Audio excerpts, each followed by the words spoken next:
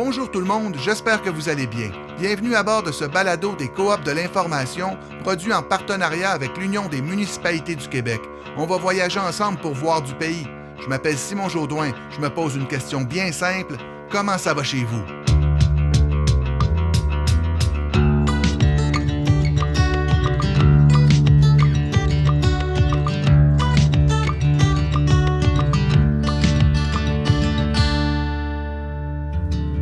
Depuis quelques années, notamment depuis la dernière élection municipale en novembre 2021, on assiste à l'arrivée de nouvelles recrues sur la scène politique, des jeunes élus qui arrivent à se démarquer. On pense par exemple à Stéphane Boyer à Laval ou à Catherine Fournier à Longueuil ou encore Évelyne Baudin à Sherbrooke ou Michael Pilote à Baie-Saint-Paul. Bon, je ne vais pas tous les nommer, mais on sent que quelque chose se passe. Et en même temps, la politique, c'est pas toujours facile. C'est beaucoup de responsabilités et surtout beaucoup de pression. Les zones de turbulence sont nombreuses. Évelyne Baudin à Sherbrooke, elle a dû prendre une pause, un arrêt de travail à l'automne 2023. La mairesse de Chapais, Isabelle Lessard, élue à l'âge de 21 ans en 2021, c'était la plus jeune élue municipale de l'histoire du Québec. Eh bien, elle a démissionné en novembre 2023, essoufflée après toute la gestion de crise causée par les feux de forêt dans sa région. Bref, on voit bien qu'il y a une nouvelle cohorte de jeunes élus au municipal qui arrivent comme un vent de fraîcheur avec une nouvelle énergie. Mais en politique, le vent de fraîcheur doit inévitablement faire face à de fortes tempêtes, si je peux le dire comme ça. Pour réfléchir à ces questions, j'ai voulu discuter avec Younes Boukala. Lui aussi, c'est un jeune élu, mais qui n'est pas arrivé avec la dernière cuvée de 2021. C'est un jeune un peu plus expérimenté. Il a été élu à l'élection de 2017, à l'âge de 22 ans, comme conseiller dans l'arrondissement de la Chine, le quartier où il a grandi, dans le sud-ouest de Montréal. Et ça faisait de lui le plus jeune conseiller municipal de l'histoire de la métropole. Or, depuis, il s'est beaucoup impliqué dans diverses instances, notamment comme président de la Commission des jeunes élus de l'Union des municipalités du Québec. Son parcours est intriguant, car lors de ses études de baccalauréat à l'UQAM, il s'était spécialisé en politique internationale. Alors j'ai voulu savoir comment un jeune homme comme lui a finalement été tenté par l'aventure de la politique municipale. En fait, bien que j'avais fait des études en relations internationales, en sciences politiques, j'ai vite compris que le municipal, il y avait plusieurs dossiers que, tu sais, on veut la paix, on veut éradiquer la faim, on veut une meilleure justice sociale, mais ça passe souvent par le municipal. Par exemple, quand on parle de verdissement, lutte au changement climatique, mais ça passe beaucoup par les municipalités. Comment on fait pour verdir une ville? Comment on fait pour améliorer le transport en commun? Donc, toutes ces questions-là, je réalisais que dans le fond, pour du pratico-pratique, c'est le municipal qui m'intéresse. Puis moi, ce qui me charme beaucoup, c'était de voir, tu sais, le traditionnel rôle des municipalités. Mais j'ai vite compris que, à travers tout ça, on peut faire des meilleurs aménagements, du verdissement dans des places où est-ce qu'il y a des grands îlots de chaleur. Donc, puis je me disais, penser global, agir local, là, c'est le principe du développement durable, mais pour moi, c'était la suite logique. Je veux améliorer le monde qui m'entoure, mais il faudrait que je commence par ma communauté puis mon district. Comme je vous disais, Younes a été élu à l'âge de 22 ans. On peut presque dire que c'était en quelque sorte le début de sa carrière, son premier emploi de sa vie d'adulte. Or, c'est vrai dans n'importe quel domaine, les jeunes doivent faire leurs preuves. Mais en politique, ça représente un certain défi parce que tu dois faire tes preuves tout en apprenant dans le feu de l'action. C'est ça exactement. Dans ma tête, je me disais, c'est des grandes responsabilités et j'ai pas le droit à l'échec, j'ai pas le droit à l'erreur. Et je savais que je devais travailler 2 fois plus fort. Je savais que je devais maîtriser les dossiers, donner du temps pour maîtriser les dossiers, comprendre la machine municipale, comment ça marche en termes de juridiction, d'octroi de contrat, de délai. Donc, c'est tout ça que j'ai dû apprendre soit sur le tas, soit en posant des questions. J'ai pris beaucoup de temps auprès des directeurs en arrondissement, là, puis je les remercie là, parce que j'ai pris beaucoup de temps. Puis ce que j'ai aimé, c'est qu'ils ont pris le temps de faire de la pédagogie, de m'expliquer pourquoi on peut prendre telle ou telle décision, pourquoi on peut la prendre ou pas. Donc, c'est là où j'ai été... c'est ça, on apprend sur le tas. Un de ceux avec qui j'aime bien discuter de tous ces sujets qui touchent à la gouvernance et à la politique, c'est mon collègue Rémi Trudel, qui est aujourd'hui chroniqueur qu'on entend souvent sur ces questions dans les médias.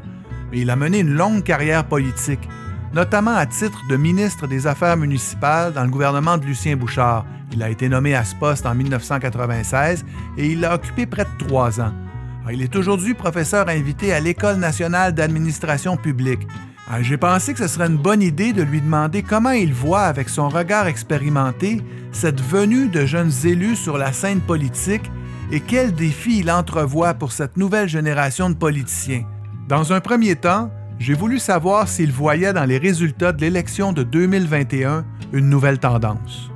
Il y a une nouvelle tendance, mais on ne peut pas dire que c'est une tendance lourde. Exemple, on a une dizaine de maires au Québec qui étaient, on va dire, de la nouvelle génération entre 25 et 40 ans. Mais c'est une dizaine sur les quelques 1000 municipalités, 1100 municipalités au Québec.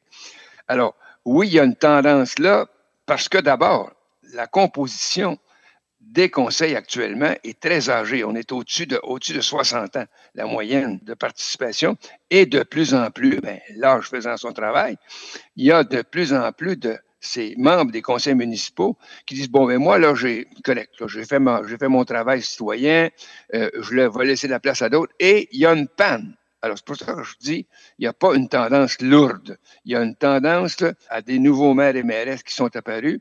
Mais pour l'ensemble du Québec, des 1100 municipalités, il y a encore beaucoup à faire pour assurer le renouvellement des participants élus à ce gouvernement démocratique qu'on dit maintenant des gouvernements de proximité.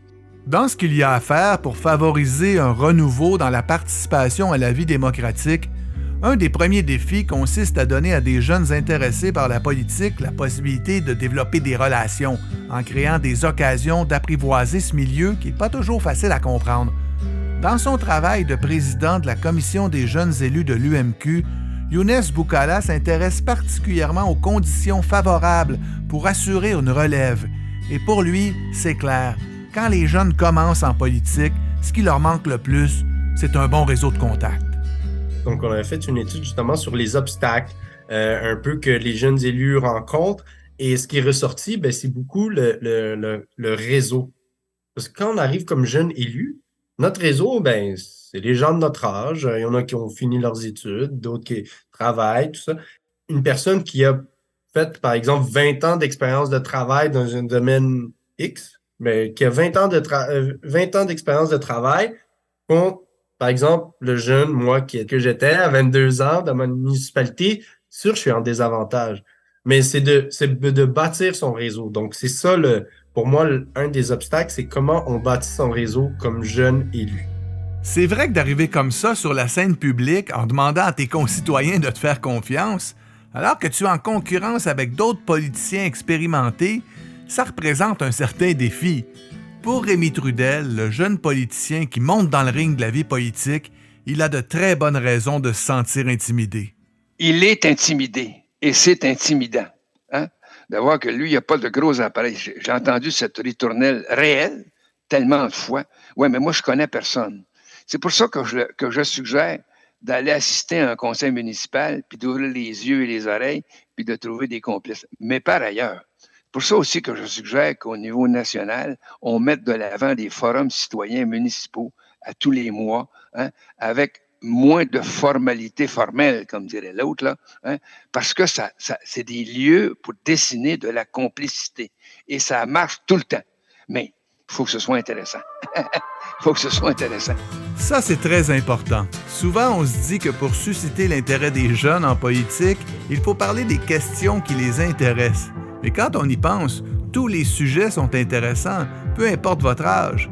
C'est aussi et peut-être surtout la forme, la manière de mener les discussions qui doit être attrayante. Moi, ce qui me revient toujours à la tête, je pense que c'est la question la plus stupide que j'ai jamais posée de toute ma vie. À Jacques Parizeau, mon ancien premier ministre. Je disais à M. Parizeau, dans une conversation sur le banc arrière de la limousine, M. Parizeau, moi, ça se fait que les jeunes ne s'intéressent pas à la politique en général. Il dit, la réponse est simple, M. Trudel. C'est parce que c'est pas intéressant. Voilà. Parce que c'est pas intéressant. Ben, ça, là, littéralement, au niveau municipal, là, c'est rare qu'on dise ça, mais ce que je constate, c'est que le fond et la forme. D'habitude, on dit on va s'intéresser d'abord à renouveler le fond, puis la forme va venir. Dans ce cas-ci, il faut inverser les choses. Il faut commencer par travailler maintenant sur la forme de la participation dans les gouvernements municipaux. On va prendre une tranche illustrative, 20-30 ans.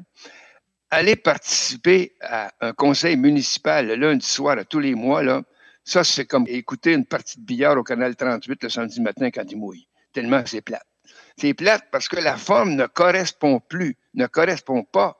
Les jeunes, quand ils décident de faire un party à la maison, là, puis qu'ils veulent voir leurs amis, ben, ils pèsent sur le bouton des réseaux sociaux, puis il y en a 40 qui répondent, puis ils font une soirée de soir, puis c'est convivial. On parle d'approche moderne pour se rassembler.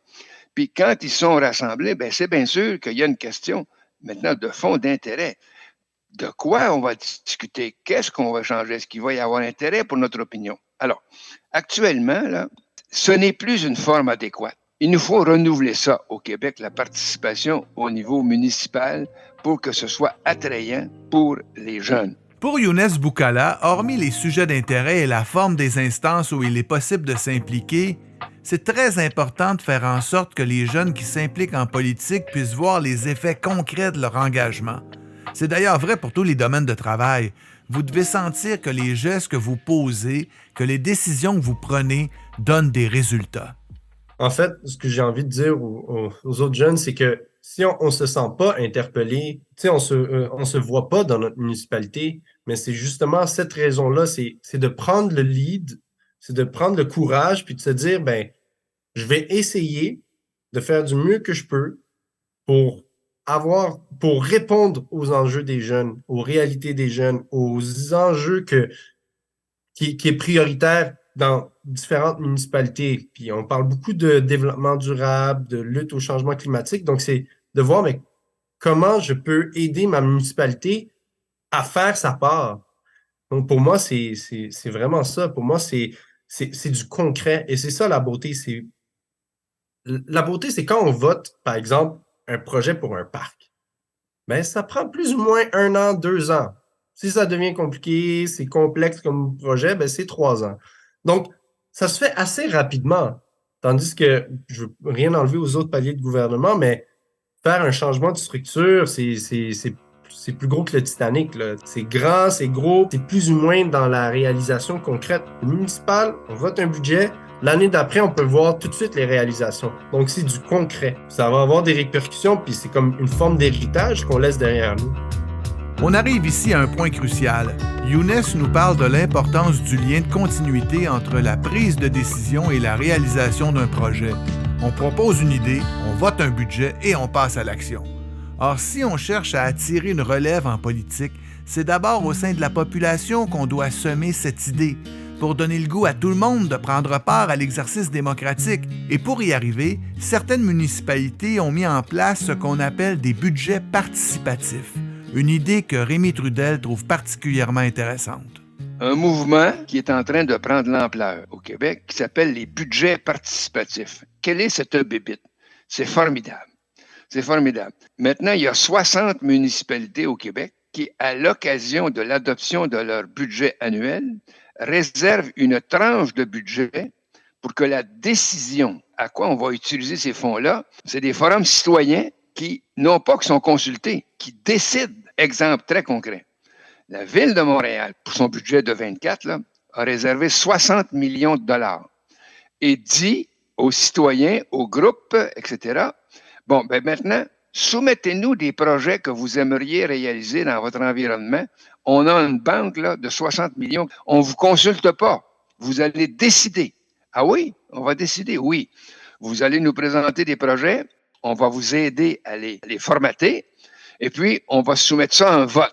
Là, très large, un vote citoyen. Et la participation citoyenne prend une autre forme effective, la décision, c'est assez osé. Et ces gens-là, souvent, je l'ai observé dans bien des cas, ces gens-là, ils participent au processus. Bien, ça donne le goût d'aller participer dans d'autres instances, là. L'idée est intéressante et comme il est question de susciter la participation citoyenne dans un cadre moins formel, où il est plus facile pour tout le monde de proposer des projets et de prendre des décisions, on peut même inclure des plus jeunes. Les budgets participatifs peuvent donner lieu à une initiation à la vie démocratique. Les premiers au Québec qui ont introduit la notion de budget participatif, c'est Saint-Basile-le-Grand. Ils ont tout fait ce processus-là.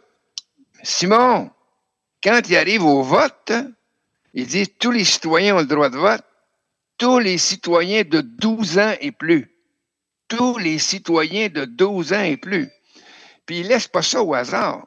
Ils disent, si on veut que les 12 ans et plus votent sur des projets, ben on va aller leur en parler avant. Hein? Alors, ils sont organisés avec les écoles, avec les directions d'école, avec les professeurs. Puis, suivant, c'est variable, là, ils vont dire, bon, voici tel projet, comment ça marche.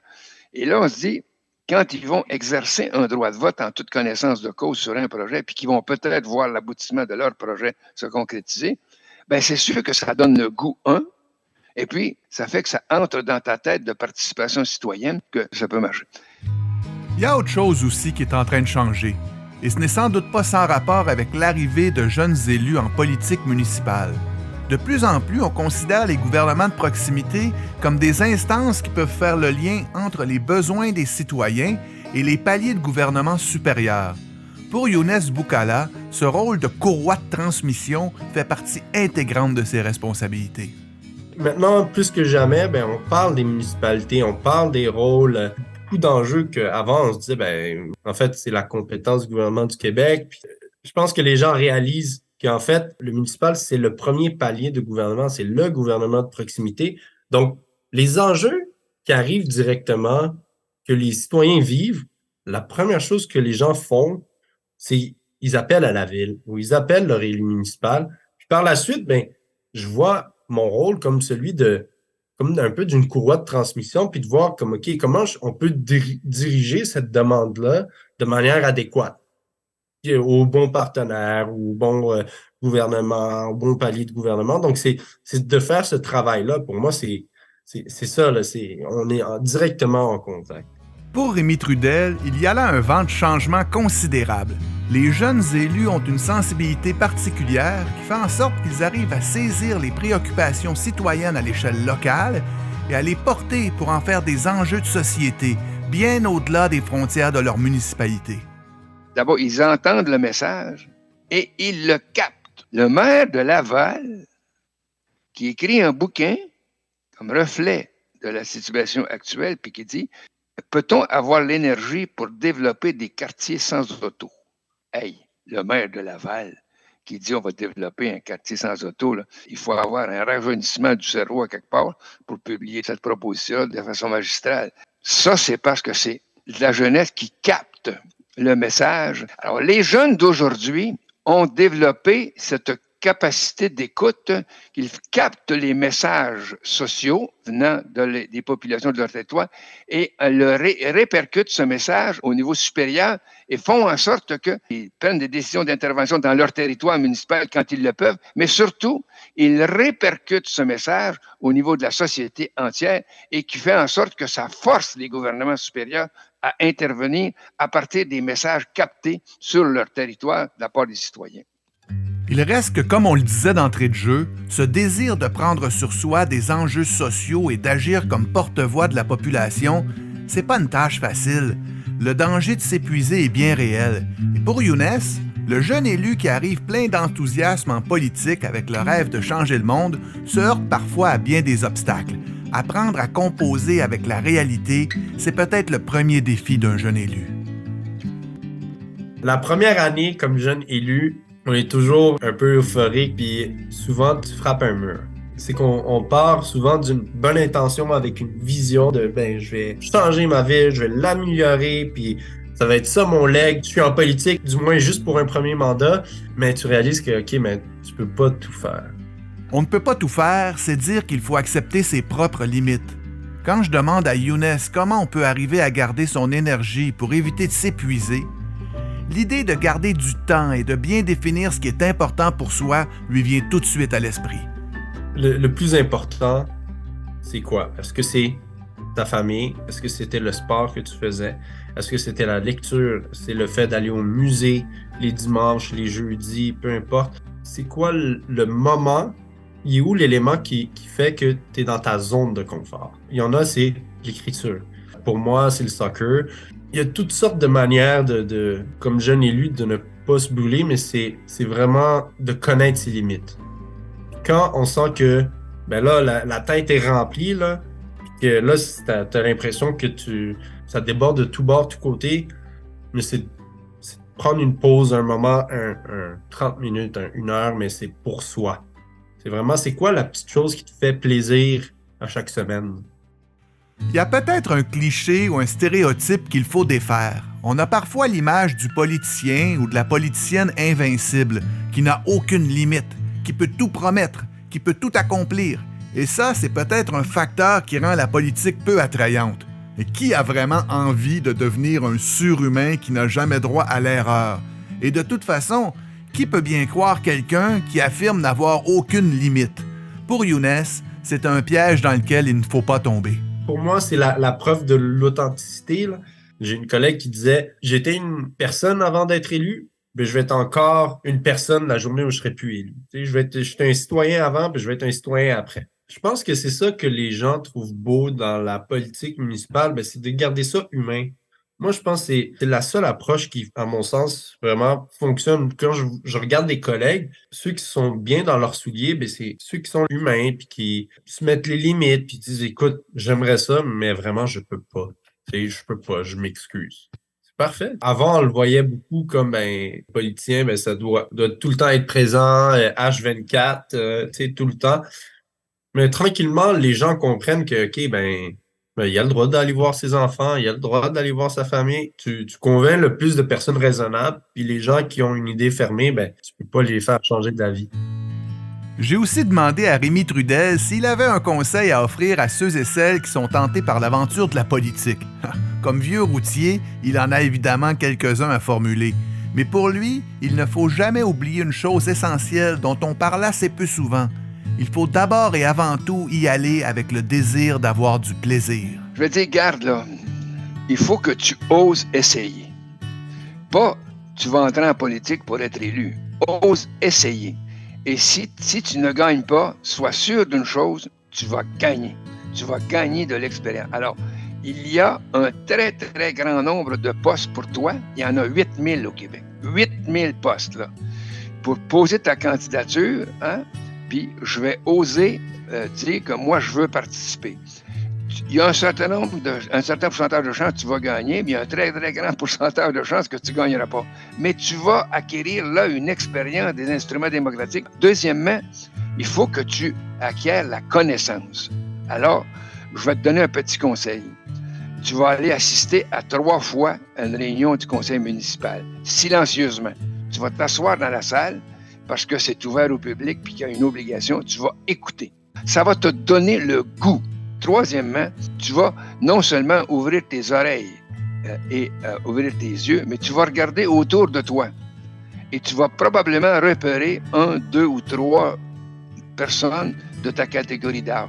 Tu vas aller vers eux et elles, là, puis tu vas demander qu'est-ce qu'ils font là. Alors, ose. Deuxièmement, assiste pour avoir de la connaissance, là. Et puis, trouve des complices. Et puis, avec ces 3 éléments-là, là-bas, moi, pour l'avoir pratiqué, ça marche. Ça marche parce que c'est un phénomène social, ça, la participation. C'est pas uniquement un phénomène individuel. Il y a du plaisir à participer aux instants. Il faut qu'on y trouve du plaisir à la participation. Si c'est juste un devoir, va pas là. C'est pas intéressant. Il faut que tu y trouves du plaisir à les voir, à les comprendre, puis à avoir des complices. Trouver du plaisir dans la participation démocratique et l'engagement en politique. C'est peut-être quelque chose qu'on a un peu oublié, mais quand on y pense, c'est l'essence même de la démocratie. Tenter de parvenir à une vie en commun agréable, malgré les polémiques et les désaccords. Une chose certaine, pour attirer des jeunes en politique, on gagnerait sans doute à miser sur cette idée. Est-ce que le conseil de Rémi Trudel va porter fruit? On verra. Mais ce qui est certain, c'est qu'au cours des prochaines années, des jeunes élus, on va en voir de plus en plus.